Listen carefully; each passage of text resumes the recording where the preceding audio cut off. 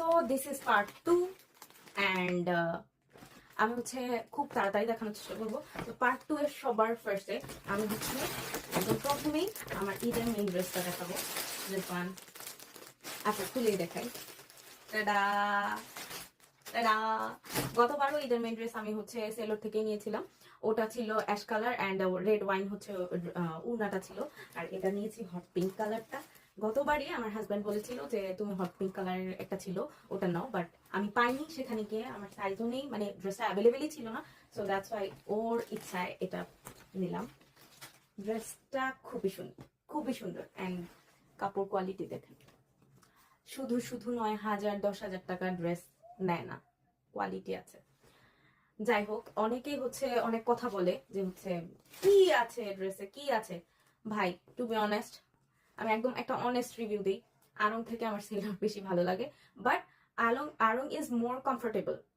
This one is also comfortable, but আরংটা হচ্ছে মানে রেগুলার ক্যারি করার জন্য বেস্ট। বাট রেগুলার ক্যারি করার জন্য সবাই তো আর হচ্ছে সব হচ্ছে 4,500 উপরে 3 পিস নষ্ট হয়ে যায় আর কি। যাই হোক, তো হচ্ছে এই হলো আমার ড্রেসের উপরের কৌটিটা, এটাই বেশি ভালো লেগেছে অ্যান্ড কলারটার জন্য বেশি ভালো লেগেছে।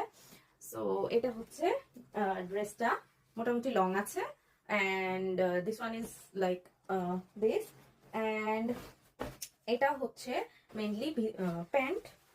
এটা একটা মানে প্যান্টটা হচ্ছে নিচে কাজ আছে। দেখেন এত দামি ড্রেস ওনারা হচ্ছে এইভাবে দিয়ে দেয়, মানে একদম মনে হচ্ছে যে আবার ইয়ে করতে হবে, আয়রন করতে হবে। সো এই হলো নিচে। আর হচ্ছে এটা মেইনলি ওড়না। So this one is the ওড়না। সো এবারের ওড়নার হচ্ছে ইয়েটা ম্যাটেরিয়ালটা ডিফারেন্ট। সো এই ওড়নার ম্যাটেরিয়ালটা ডিফারেন্ট আগেরটার চেয়ে।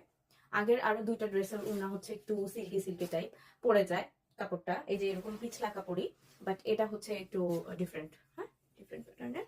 আর এটার ভিতরের একটা পার্ট আছে, ভিতরের পার্টটা কই গেল, ভিতরের পার্ট কই গেল, আল্লাহ খুঁজে পাই না।